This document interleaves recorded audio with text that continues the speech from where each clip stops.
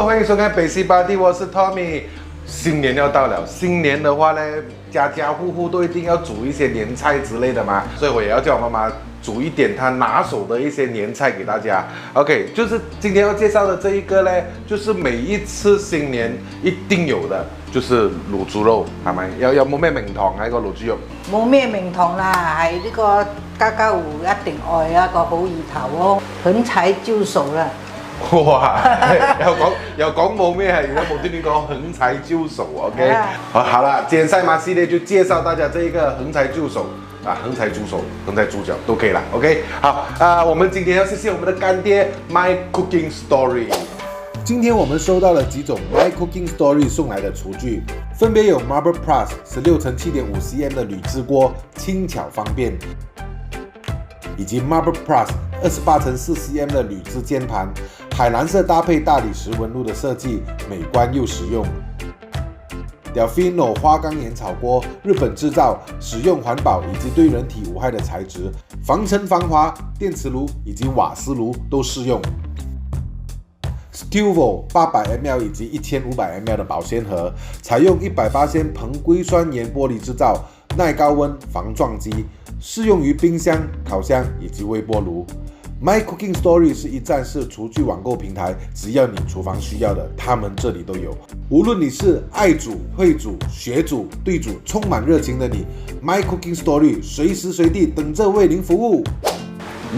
就是啦 ，OK， 他們就是贊助了我們這一些鍋具，讓我媽在煮的時候呢，可以更加的有 power。OK， 好 ，OK， 我們今天就看看這個滷豬腳呢，怎樣做啦？容易做冇嘅？好簡單嘅啦。好簡單。啲主管嘅一定講簡單嘅 ，OK。那所要需要的食材就是大概是這樣子的東西。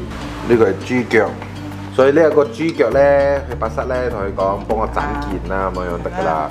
有魷魚乾、蔥跟蒜、香菇、罐頭香燜花生，還有冰糖。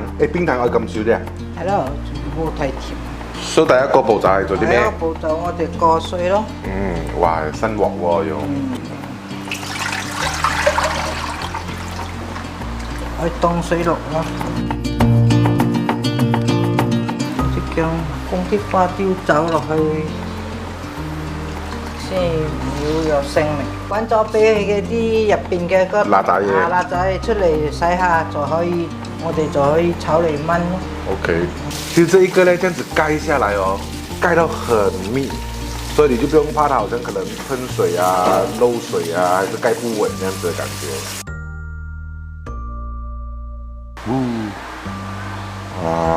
辣仔嘢你又要滗少少上嚟，我哋先洗過。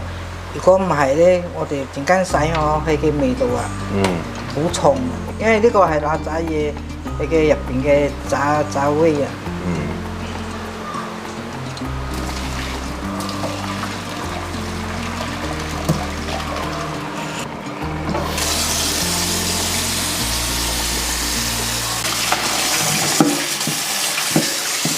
有骯髒的地方啊，或者還有一些殘留的毛啊，就可以這樣子刮一刮。應該可以4-5個人食喺度。你一家人食啱啱好。放啲油，放啲蒜頭、葱頭仔，炸陣間。呢個鑊咧受好快嘅，一陣間去到滾，一陣間去到熱佢，炸一陣間差唔多，放呢個魷魚乾。魷魚乾。哇！啲魷魚乾嘅味一放落去就香啊。係啦。我哋放冰糖。冰糖。冰糖呢度有講幾粒喎？大概適量啦，適量啦。適量啦，你睇你哋中意食甜啊，但係冰糖嘅甜咧唔係好重嘅。冰糖溶咗。冰糖溶咗之後，放豬肉。豬肉放落去。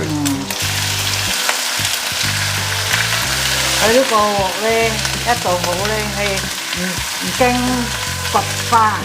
因為佢有骨啊，有嘅嗬，一下放落去炒冇幾下係有花，呢個 OK。虽然这个是人家sponsor，但是刚才他讲的那些东西都不是我在教他的，因为他们就是常用这些网，他们知道什么网好用，什么网不好用，所以这样子来看呢，对他来讲，应该这个网是好用的啦。而且它够大够深啊！你看它炒东西就不会说跑出来外面这样子。冬菇，冬菇咁快放落去。燜啦，一齊燜啊！呢個放豉油啊，放油先。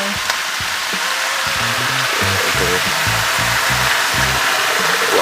豉油倒3下，OK。蠔油。阿家差唔多有2匙羹咁樣咯。2至3匙羹啦。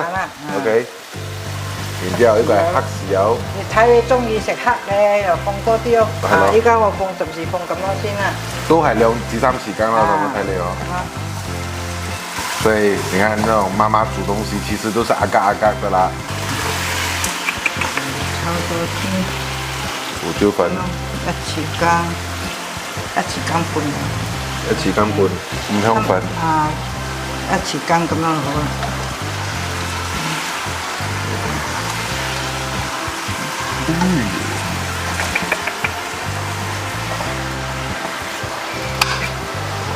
呢個花生。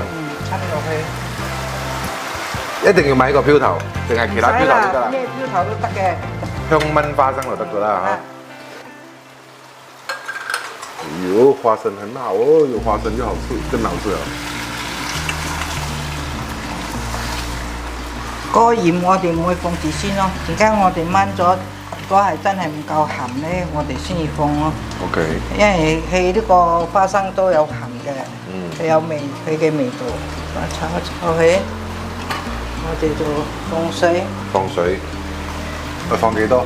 你好似冚過佢啦，冚過咯。俾佢燜咯，俾佢滾咗，我哋先新中火咁樣慢慢燜咯，至少都可以燜1個鐘咯，因為呢個夠腍嗰個好食嘛。好似唔夠黑嗬。唔夠黑，再加多少？有啲把生人，有把生有福建人啊，中意食得黑嘅。冚住先咯，俾佢滾咗，我哋先至分開中火，開中火俾佢燜咯。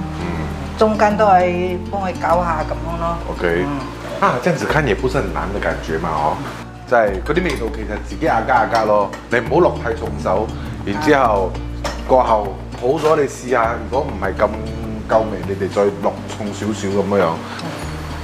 那幾塊熟了。搞一搞佢。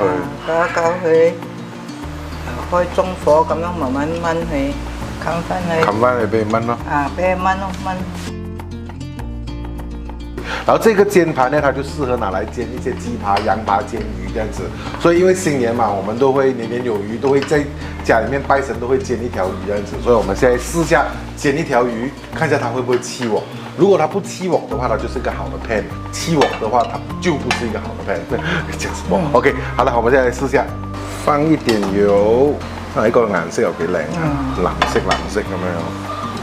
呢個魚咧，老媽子講要搽一啲麵粉啊，搽到會比較煎起身比較靚啲。哦。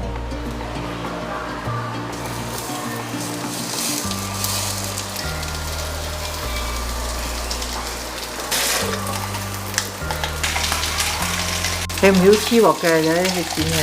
好咯，咁樣煎嚟煎去都冇問題咯。哇，靚，真係一啲肉一啲黐都冇。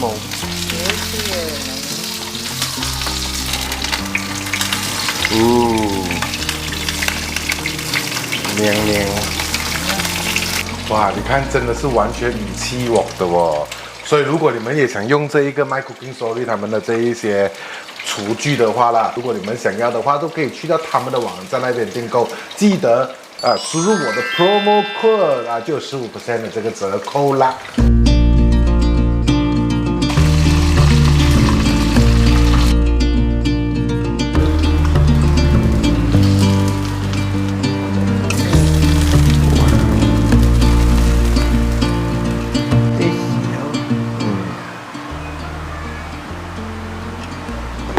最無端有菜脯嘅，裏邊嗰啲菜脯，入邊有菜脯，有蒜頭，仲有豬油渣。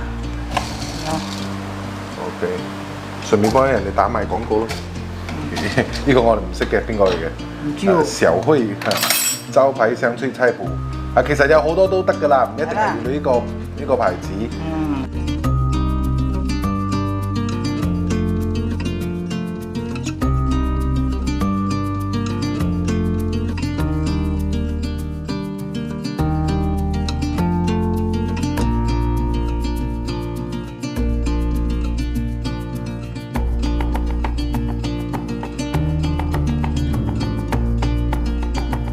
看这种带皮的肥猪肉，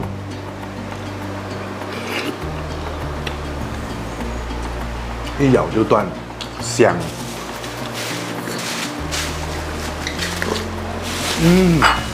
高粱哦，高粱吗？高粱哦。炖到刚刚好，而且它整个的酱汁也很香啊，然后有那一些花生的香味啦，有刚才那个鱿鱼干的香味啦，有调味料啊，猪肉的鲜甜味啊。不要等下一定要加饭。来，这个是瘦肉，瘦肉看一下会不会很柴？不会。猪脚的瘦肉是不会太柴的，所以是很 OK。这个一定要撈飯的啦。如果係唔會咁多汁煲濃啲可以買個燜頭嚟點啊，都好食啊。而且这道卤猪脚啦，这小孩子應該也會喜歡，因為它裡面有那個花生，還有它的醬汁是比較偏甜一點點的，小孩子就會比較喜歡吃。依家我食到嘅瘦肉真係啱啱好喎。我爸爸煮嘅咧我係炒咗佢嘅料，我放翻去黐油過25分鐘，又倒翻轉頭煲。你唔得黐油過太耐啊，得腍晒啊。我係慢慢燜佢嘅汁咁咯。但係呢個一次過。佢呢個有個黐油過嘅效果，因為係生得好密，所以焗喺入邊。係一次過不用轉來又轉去啊。當然我媽媽這樣煮啊，你看她煮到好像很輕鬆這樣子。當然，因為她本身對這一道菜已經了如指掌，滾瓜爛熟了，再配上好用的那個廚具，所以整件東西呢就是簡單再加簡單，更簡單了。My Cooking Story 的這一些廚具呢又好用啦。然後它受熱又快啦，又不粘鍋啦，所以讓你在煮東西的時候呢更加得心應手。魚也是煎到剛剛好。除了給我們這種廚具之外呢，它有給我們那一種保鮮盒，有大有小。那如果我們吃不完的東西呢，我們就可以放進冰箱保鮮。然後第二天如果你想吃的話，再拿出來放進微波爐，而且它也是可以受熱100度，完全沒有問題。拿去微波爐叮也沒有問題。OK， 所以如果你們想要買這一些廚具啊、保鮮盒啊、鍋啊、鑊啊，全部記得去到 My Cooking Story， 然後它的鏈接就會放在我的那一個影片下方，然後你們只要輸入我的這個 promo code 就可以享有15% 的折扣啦。OK， 今天就是介紹我媽媽的這一個拿手的年菜卤豬腳啊，從小吃到大，到現在還是覺得很好吃，非常好吃的。OK， 你們學起來，如果你們有煮的話呢，記得也拍張照片放在我的留言區那一邊，大家可以來交流交流。大概就是這樣。今天謝謝 My Cooking Story， 也謝謝我媽媽。OK， 謝謝各位收看。謝謝各位。OK， 如果你們喜歡這個影片的話呢，記得來點讚。如果你們是從 YouTube 看到的話 ，subscribe 我的頻道，旁邊有個綠燈，按下去有最新影片，你們就可以知道我們下一次再見，拜拜。